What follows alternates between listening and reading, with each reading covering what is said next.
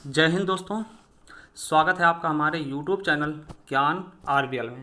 दोस्तों आपको पता है कि आपके 5 सितंबर को दोस्तों किसके पेपर हुए हैं? यूपीएसआई मृतक आश्रित। किसके दोस्तों? यूपीएसआई मृतक आश्रित दोस्तों, यूपीएसआई दरोगा के। और आपको ये भी पता है कि आने वाले समय में यानी कि अक्टूबर से नवंबर में दोस्तों यूपीएसआई के भी पेपर होने वाले हैं। तो उसके लिए ये दोस्तों पेपर आप समझ सकते हैं बहुत ही ज़्यादा महत्वपूर्ण होगा आपके लिए, क्योंकि दोस्तों कुछ ना कुछ क्वेश्चन इससे आपको रिलेटेड जरूर मिलेंगे।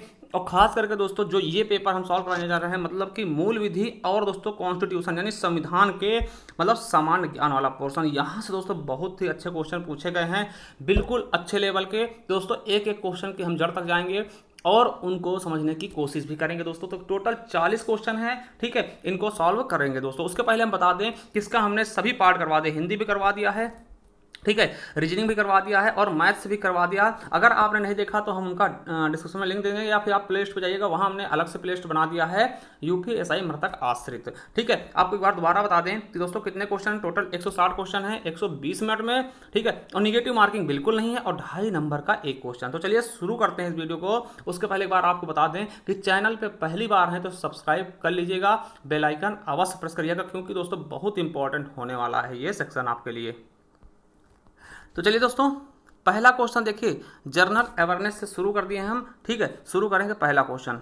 तो पहला क्वेश्चन क्या कहता है? शब्दों को उस सही क्रम को पहचाने जिस प्रकार से वे भारत के संविधान की उद्देशिका में दिखाई देते हैं। दोस्तों देखिए 4 शब्द दिए गए हैं, धर्मनिरपेक्ष, संपूर्ण, संप्रभु, संपन्न या फिर समाजवादी। दूसरा है समाजवादी, संपूर्ण, संप्रभु, संपन्न और धर्मनिरपेक्ष दोस्तों दूसरा। तीसरा है संपूर्ण, प्रभुत्व, संपन्न या फिर दोस्तों धर्मनिरपेक्ष समाजवादी, या फिर दोस्तों संपूर्ण, प्रभुत्व, संपन्न, समाजवादी, धर्मनिरपेक्ष। दोस्तों आपको पता है कि 3 चीजें 42वें संविधान संशोधन द्वारा इसमें दोस्तों जोड़ी गई थी उद्देशिका में या फिर प्रस्तावना में। कौन कौन से थे? पहला था समाजवाद, ठीक है, क्या था? समाजवाद, पंथ निरपेक्ष और दोस्तों अखंडता। तो ये चीजें देखिए बाद में आई हैं, तो ये तो बाद में होंगी दोस्तों। देखिए अगर समाजवाद और धर्मनिरपेक्ष से दोस्तों कहीं शुरू होता तो ये तो बिल्कुल गलत हो जाएंगे।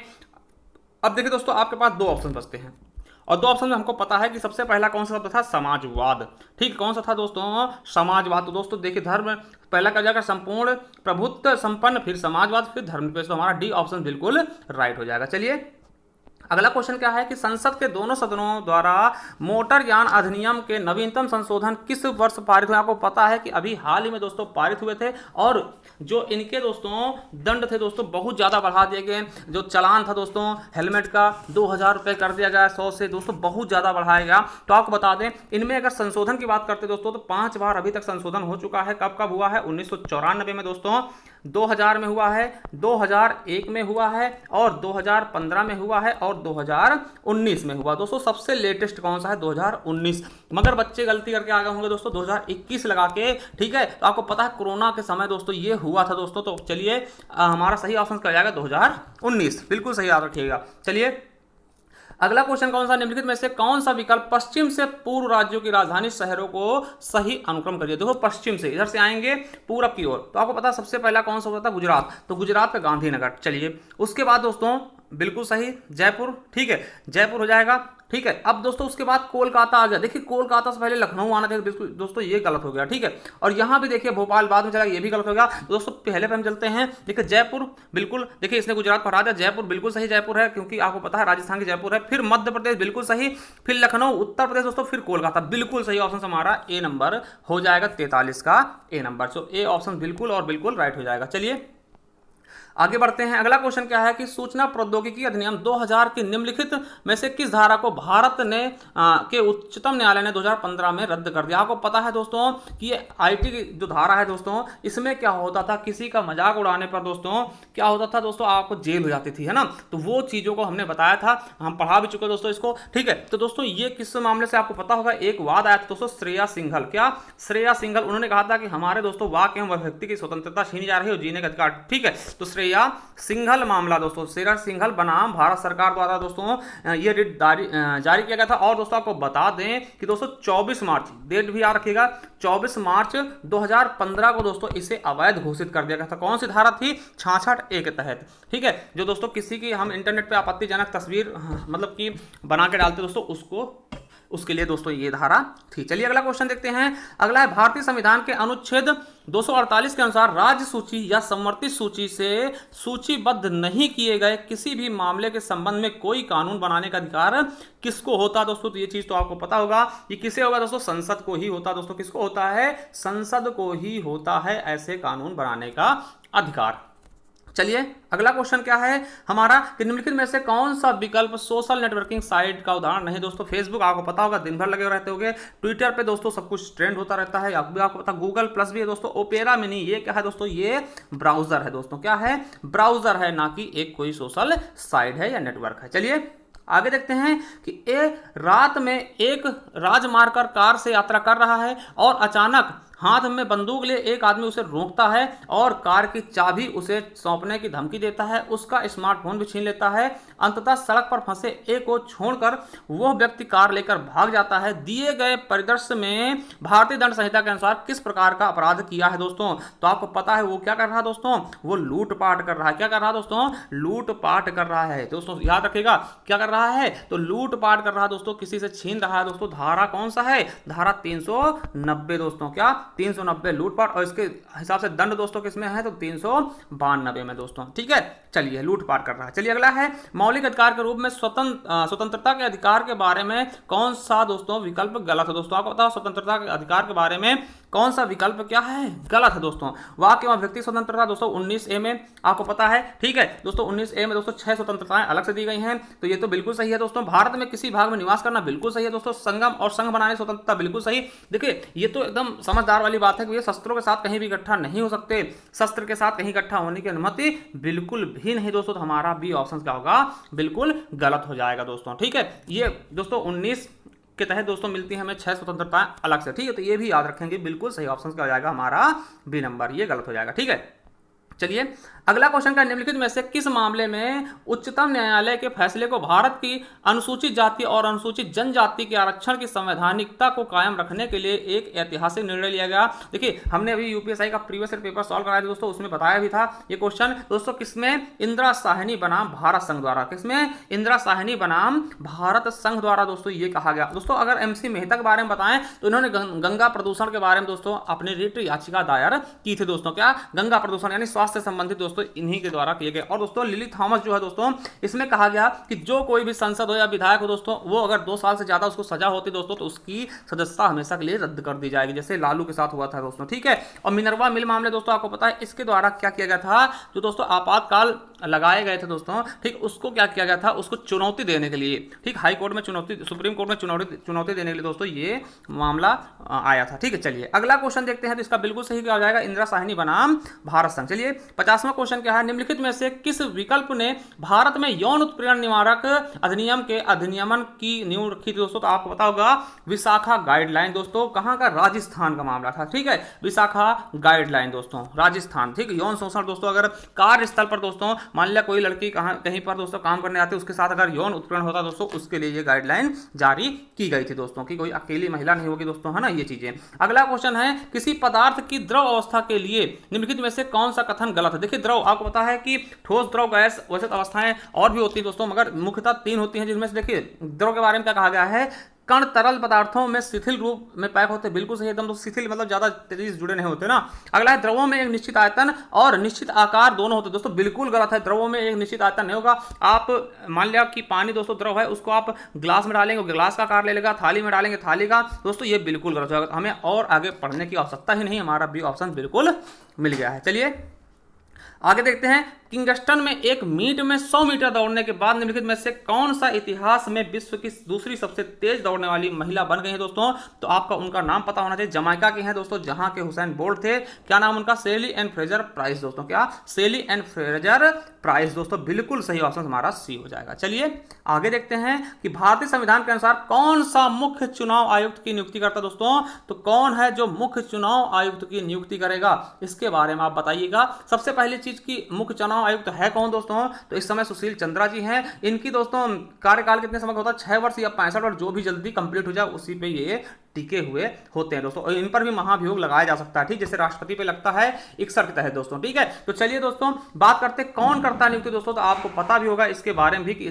कौन करेगा ये चीजें, सब राष्ट्रपति इसको नियुक्त करता है। चलिए अगला क्वेश्चन, निम्नलिखित में से भारतीय संविधान के 42वें संशोधन में 1976 में द्वारा कौन सा नीति तत्व जोड़ा गया था। तो दोस्तों आपको पता होना चाहिए कौन सा जोड़ा गया दोस्तों। देखिए ग्राम पंचायत का संगठन दोस्तों गठन ये तो 40 में है ही पहले से है, इसमें नहीं जोड़ा गया। जोड़ा क्या गया दोस्तों कि पर्यावरण का संरक्षण व सुधार और वनों और वन्य जीवों का सुरक्षा दोस्तों 48A के तहत, किसके दोस्तों 48A के तहत ये जोड़ दिया गया था। चलिए अगला 48A में दोस्तों अनुच्छेद 48A में जोड़ा गया था। चलिए अगला क्वेश्चन देखते हैं कि निम्नलिखित में से किस घटना के कारण पर्यावरण संरक्षण अधिनियम 1986 का नियमन आवश्यक हो गया दोस्तों। आपको पता है कि भोपाल गैस त्रासदी हुई थी दोस्तों, ठीक है, कौन सा त्रासदी दोस्तों, भोपाल गैस त्रासदी हुई थी दोस्तों, उसके बाद ये नियम लागू कर दिए गए थे दोस्तों। कब हुआ था तो आपको पता होना चाहिए 2 से 3 दिसंबर के बीच दोस्तों 1984 में दोस्तों। मिथाइल आइसोसाइनाइड दोस्तों के रिसाव से बहुत से लोगों को दोस्तों मृत्यु गई थी, तो एक सरकार के ऊपर दबाव पड़ा, भैया हमें पर्यावरण संरक्षण के कुछ नियम बनाने चाहिए कि जिससे क्या हो ऐसे हादसे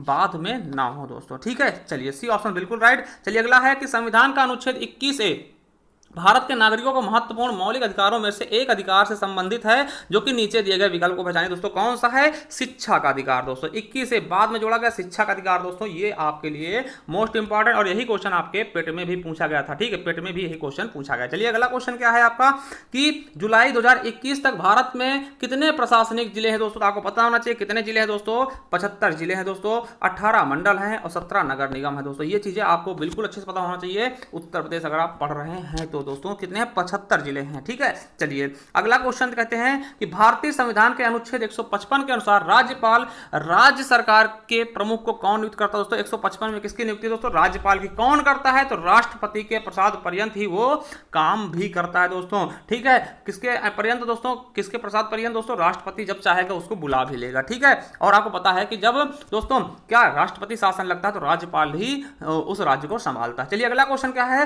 भारतीय संविधान के मौलिक कर्तव्यों में उल्लिखित के अनुसार किस आयु वर्ग के बच्चों को उनके माता पिता या अभिभावकों द्वारा शिक्षा का अवसर प्रदान किया जाना चाहिए दोस्तों। तो किस वर्ष के, 6 से 14 वर्ष के। आपको पता है मौलिक कर्तव्य कब जोड़े गए दोस्तों, तो आपको पता है 42वें संविधान संशोधन द्वारा दोस्तों स्वर्ण सिंह समिति की सिफारिश पर, ठीक है।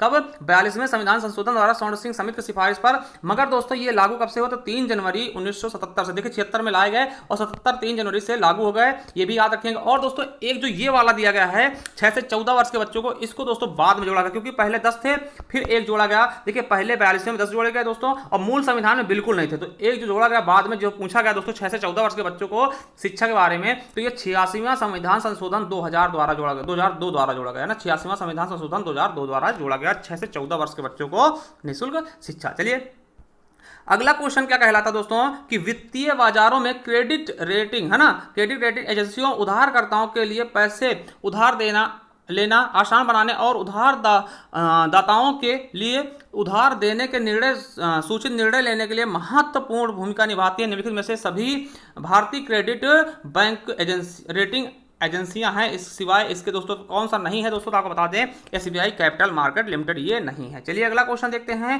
कि निम्नलिखित में से कौन सा विकल्प पंचायती राज संस्था की एक इकाई नहीं है दोस्तों। पंचायती राज व्यवस्था की एक इकाई नहीं है, जो 73वें संविधान संशोधन 1992 में एक माध्यम से जोड़ी गई थी दोस्तों। तो कौन सी नहीं दोस्तों, आपको पता है कि दोस्तों इसमें क्या होता है कि दोस्तों इसमें बताइएगा क्या होता है दोस्तों, ठीक है। ग्राम सभा, ग्राम पंचायत और दोस्तों न्याय पंचायत या फिर ग्राम समिति दोस्तों, ये तीनों होती है दोस्तों, न्याय पंचायत नहीं होती दोस्तों, ठीक है। आपको बता दें कि दोस्तों ये जोड़ा गया 73वें संविधान संशोधन द्वारा दोस्तों, कौन सा, तो 11वीं अनुसूची जोड़ी गई थी, जिसमें टोटल 29 विषय पर काम करने के लिए बताया गया था। तो ये भी आप बिल्कुल अच्छे से समझ लीजिएगा दोस्तों, ठीक है, बिल्कुल अच्छे समझिएगा दोस्तों, बिल्कुल अच्छा क्वेश्चन है दोस्तों, ठीक है। चलिए अगला क्वेश्चन कितने विषय हैं, तो 29 विषय। और आपको बता दें कि एक 74वां संविधान संशोधन लाया गया, जिसमें दोस्तों नगर निगम को जोड़ा गया था, नगर पालिका जोड़ा गया था, जिसमें 18 विषय दिए गए थे काम करने के लिए। तो इसमें 29 दोस्तों और नगर निगम में 18 दोस्तों। चलिए नगर पालिका में। चलिए अगला क्वेश्चन है भ्रष्टाचार निवारक अधिनियम 1988 में रिश्वत शब्द का प्रयोग किसके लिए किया गया दोस्तों, तो आपको पता होना चाहिए रिवार्ड इनाम यानी पारितोषिक के लिए किया गया दोस्तों, रिश्वत शब्द का प्रयोग नहीं किया गया, इसके लिए दोस्तों पारितोषिक शब्द का प्रयोग किया गया है। चलिए आगे देखते हैं, भारत में आयकर अधिनियम के अंतर्गत आय के शीर्षों के संदर्भ में नीचे सूचीबद्ध विकल्पों में से कौन से सही है दोस्तों। पहला है पूंजीगत अभिलाष से लाभ, दोस्तों बिल्कुल सही है। अन्य स्रोतों से लाभ, बिल्कुल सही है। गृह संपत्ति से आय, यह भी सही है। व्यवसाय में लाभ और अभिलाष से आय, दोस्तों ये भी सही है। तो हमारे चारों के चारों ऑप्शन सही हो जाएंगे, यानी हमारा तीसरा ऑप्शन क्या है, बिल्कुल राइट हो जाएगा। चलिए अगला क्वेश्चन, 1904 में किसने अभिनव भारत नामक क्रांतिकारियों के लिए गुप्त समाज की स्थापना की दोस्तों। किसने, बीडी सावरकर ने दोस्तों, है ना दोस्तों, विनायक दामोदर दास, है ना, सावरकर दोस्तों। तो बिल्कुल सही ऑप्शन हो जाएगा हमारा डी नंबर। चलिए 65 नंबर क्वेश्चन देखते हैं, मानवाधिकार संरक्षण संशोधन अधिनियम 2019 के अनुसार भारत में राष्ट्रीय मानवाधिकार आयोग, दोस्तों हमने पढ़ाया है इसको और बताया भी है ना, NHRC के अध्यक्ष के रूप में नियुक्त किए जाने के लिए किसी व्यक्ति की आवश्यक योग्यता क्या होनी चाहिए। दोस्तों आपको पता है पहले क्या था दोस्तों कि दोस्तों सुप्रीम कोर्ट का जज होना चाहिए, सुप्रीम कोर्ट का वो न्यायाधीश होना चाहिए, रिटायर्ड न्यायाधीश, मगर अब उसको उच्च न्यायालय का न्यायाधीश भी कर दिया गया दोस्तों। तो ये बिल्कुल सही ऑप्शन क्या जाएगा, वह व्यक्ति जो उच्च न्यायालय का मुख्य न्यायाधीश रहा हो वो भी अध्यक्ष बन सकता। पहले मगर ऐसा नहीं था, पहले दोस्तों उच्चतम न्यायालय ही केवल था, अब दोनों हो गए। तो इसको जोड़ देगा दोस्तों, वो पहले था ये भी जोड़ देगा, यानी कि अब दोनों हो गए, मतलब उच्च न्यायालय हो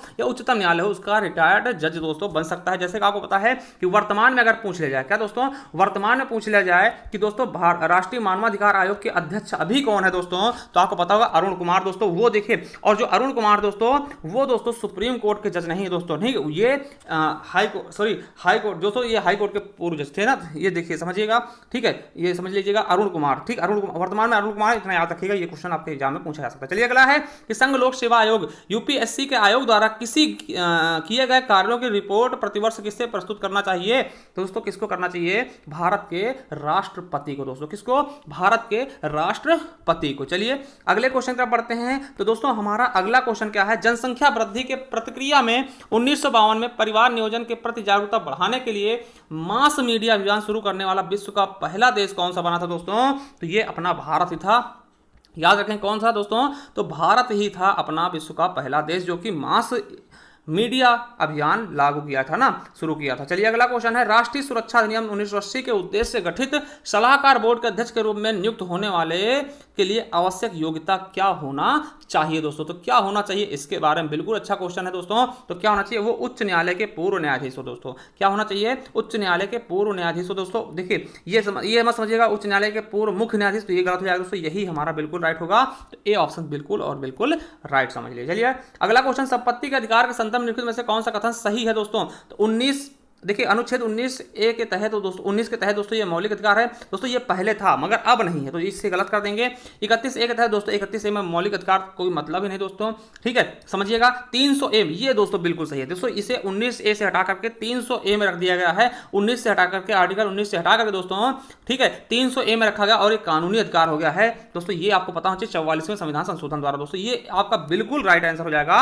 300A के अंतर्गत यह एक कानूनी अधिकार है, यही हमारा बिल्कुल सही आंसर होगा। चलिए अगला है 70 नंबर, निम्नलिखित में से कौन सा विकल्प जनहित याचिका का एक ऐसा ऐतिहासिक मामला है जिसे न्यायालय ने याचिका को इसलिए खारिज कर दिया क्योंकि वह व्यक्तिगत हित में दायर की गई थी दोस्तों। आपको पता होना चाहिए कि इसका बिल्कुल सही ऑप्शन क्या जाएगा, सुभाष कुमार बनाम बिहार राज्य दोस्तों। हमने मिनरवा मामला बता दिया क्योंकि ये क्या है दोस्तों, जो आपातकाल से संबंधित था, ठीक है। तो चलिए दोस्तों बिल्कुल सही ऑप्शन हमारा डी हो जाएगा। चलिए अगला क्वेश्चन क्या है, सूचना का अधिकार अधिनियम 2005 के अंतर्गत किसी आरटीआई आवेदन के माध्यम से मांगी गई जानकारी किसी व्यक्ति के जीवन और स्वतंत्रता संबंधित है, तो दोस्तों लोक प्राधिकारियों के को दोस्तों कितने दिनों के भीतर ये उत्तर देना चाहिए दोस्तों।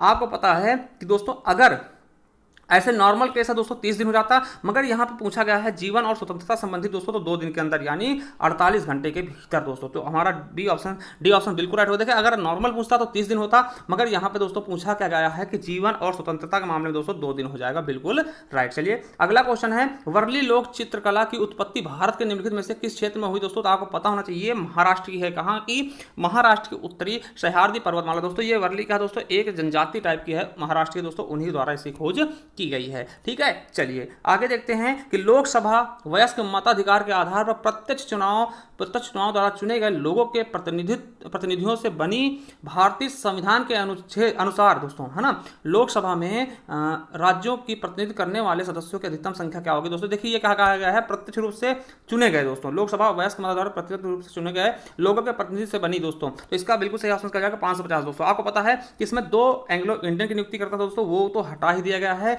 दोस्तों क्या हो जाएगा 550 इसका राइट आंसर हो जाएगा। दोस्तों ऐसा ही क्वेश्चन आपके किसमें दोस्तों यूपी पेट में आया था, इसीलिए कहते हैं प्रीवियस ईयर पेपर सॉल्व करते रहिएगा क्योंकि क्वेश्चन वही मिलते रहते हैं। ठीक है, चलिए अगला क्वेश्चन है, भारतीय संविधान के अनुच्छेद 254 के अनुसार संसद और राज्य की विधानसभा द्वारा बनाए गए कानूनों के बीच असंगत के मामले में दोस्तों कौन सा कानून मान्य होगा। दोस्तों जब दोस्तों राज्य विधानसभा दोस्तों आप सब ये समझिए केंद्र और राज्य के बीच जब झगड़ा चलता है दोस्तों किसका कानून मान्य होता है, तो आपको पता होना चाहिए संसद द्वारा बनाए गए कानून। जैसे कि आप समझिए देखिए 3 विषय पर कानून बनते हैं दोस्तों, एक होता है संघ सूची, एक होता है राज्य सूची और दोस्तों एक होता है समवर्ती सूची। आपको पता है कि संघ सूची में केंद्र कानून बनाता है और दोस्तों राज्य में राज्य सरकार, और समवर्ती सूची में दोनों लोग बनाते हैं। मगर दोस्तों अगर कभी मतभेद होता सर, क्योंकि देखिए ये वाला समवर्ती सूची इसमें दोनों बनाते हैं, तो किसी में मतभेद होता दोस्तों तो किसका केंद्र का माना जाएगा दोस्तों, संसद द्वारा मान लेते ना, तो ये बिल्कुल सही डी ऑप्शन हो जाएगा। चलिए अगला क्वेश्चन देखते हैं।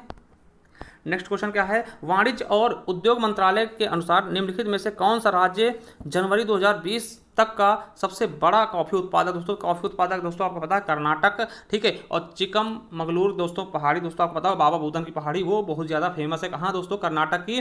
और दोस्तों चाय के लिए असम और पश्चिम बंगाल बिल्कुल इंपॉर्टेंट होगा ना, तो हमारा सी ऑप्शन बिल्कुल राइट हो जाएगा। चलिए अगला क्वेश्चन है कि अक्टूबर 2020 में भारत ने अपने INS सिंधुवीर किलो श्रेणी की पनडुब्बी को निम्नलिखित में से किस पड़ोसी देश को सौंपने का निर्णय लिया था दोस्तों, तो आपको पता है चीन को काउंटर करने के लिए दोस्तों म्यांमार को, ठीक है, म्यांमार जहां पर अब दोस्तों सैन्य शासन चल रहा है दोस्तों, ठीक है, आप पता होगा है ना दोस्तों, सैन्य शासन चल रहा है म्यांमार को सौंपा था दोस्तों 2020 में। चलिए अगला क्वेश्चन 2.6 मीटर के नए गिनीज वर्ल्ड बुक के साथ दोस्तों निम्नलिखित में से किस देश ने विश्व का सबसे ऊंचा रेत महल बनाया दोस्तों, किसने बनाया है, डेनमार्क दोस्तों, पवन चक्कियों का देश भी कहते हैं ना डेनमार्क दोस्तों, ये बिल्कुल सही हो जाएगा डेनमार्क। ठीक है, चलिए अगला क्वेश्चन आपके लिए 78 नंबर का है, निम्नलिखित में से कौन सा भारत की ज्वालामुखी झील दोस्तों क्रैकर लेक है दोस्तों, तो लोनार झील है, आपको पता कहां है, तो MH यानी कि महाराष्ट्र में ये स्थित है दोस्तों, क्या है, महाराष्ट्र में स्थित है। चलिए अगला देखते हैं कि दोस्तों ये आपका क्वेश्चन है कि 1947 में संविधान सभा द्वारा सर्वमति से अंगीकृत किए गए उद्देश्य संकल्प में दोस्तों कौन सा कथन सही है दोस्तों, अल्पसंख्यकों पिछड़े व पहला क्या है, अल्पसंख्यकों पिछड़े व आदिवासी क्षेत्रों और दलित वर्गों के लिए पर्याप्त सुविधा सुरक्षा उपाय उपलब्ध कराए जाएंगे दोस्तों, ये है। दूसरा क्या है कि संप्रभु स्वतंत्र भारत की और भारत की सारी शक्ति तथा अधिकार लोगों में व्युत्क्रम होते दोस्तों। या देखिए कौन सा सही है दोस्तों, इसका क्वेश्चन का आंसर आप लोग दीजिएगा। चलिए अगर आपके हिसाब से एक सही है तो केवल एक हो जाएगा, 20 है, अगर दोनों सही है दोस्तों तो सी हो जाएगा, अगर दूसरा सही केवल तो 2 बताइएगा, और दोस्तों कोई सही नहीं है तो डी बता दीजिएगा। इस क्वेश्चन आपके लिए हम छोड़ के जाएंगे दोस्तों, तो एक बार स्क्रीनशॉट इसका ले लीजिएगा, ठीक, इस क्वेश्चन का आंसर आप लोग हमें दीजिएगा। चलिए लास्ट क्वेश्चन आज का हम बताते हैं, ठीक है दोस्तों, इसका जीएस का लास्ट क्वेश्चन है, ठीक है, क्या है दोस्तों 80 नंबर जीएस का लास्ट क्वेश्चन क्या है कि उत्तर प्रदेश में हर 12 साल बाद कौन सा उत्सव मनाया था दोस्तों, आपको पता होगा दोस्तों कुंभ मेला क्या है, हर दोस्तों 12 साल में आता है, ठीक है, 12 साल में दोस्तों आता है, तो याद रखेंगे दोस्तों। देखिए कहाँ लगता है दोस्तों, आपको पता वाराणसी में लगता है, सॉरी कहाँ लगता है दोस्तों, प्रयागराज में ये लगता है दोस्तों, ठीक है, याद रखेंगे। और दोस्तों नकटैया दोस्तों वाराणसी के चेतगंज में लगता है, तो ये भी इंपॉर्टेंट मेला है दोस्तों, पूछा था कि नकटैया कहाँ, तो वाराणसी में। तो दोस्तों कुंभ मेला क्या होता है दोस्तों, जिसको महाकुंभ कर दिया गया है, अर्धकुंभ को दोस्तों कुंभ और कुंभ को महाकुंभ कर दिया गया है, इसका नाम बदल दिया गया दोस्तों। और 2017 में दोस्तों ये यूनेस्को द्वारा ये मतलब स्वीकार किया गया था, तो ये भी पता होना चाहिए। चलिए दोस्तों ये हो गया आपके, क्या होगा दोस्तों, ये आपका जीएस का पोर्शन कंप्लीट हो गया, ठीक है। चलिए और आपको बता दोस्तों इसके पहले हमने दोस्तों संपूर्ण पेपर सॉल्व हो गया हमारा, यानी कि हमने दोस्तों हिंदी भी पहले पार्ट में हिंदी सॉल्व कराया था, फिर मैथ और फिर दोस्तों रीजनिंग और फिर जीएस दोस्तों। अगर सभी चीज़ें आप नहीं देखे दोस्तों, एक हमने प्लेलिस्ट बना दी है कि यूपीएसआई मृतक आश्रित दोस्तों, उस नाम से आपको मिल जाएगी, वहाँ जाकर के आप चारों वीडियो देख सकते हैं, बिल्कुल अच्छे से आप अपने इंप्रूव कर सकते हैं दोस्तों। और इसकी अगर पीडीएफ चाहिए आप हमारे टेलीग्राम चैनल यानी जिसका नाम है ज्ञान RBL ऑफिसर से जुड़ सकते हैं, वहाँ पे आपको और भी सारी पीडीएफ मिल जाएंगे जो कि आपके लिए बहुत ज़्यादा इंपॉर्टेंट होगी। धन्यवाद, मिलते हैं नेक्स्ट वीडियो में, तब तक के लिए जय हिंद, जय भारत, वंदे मातरम।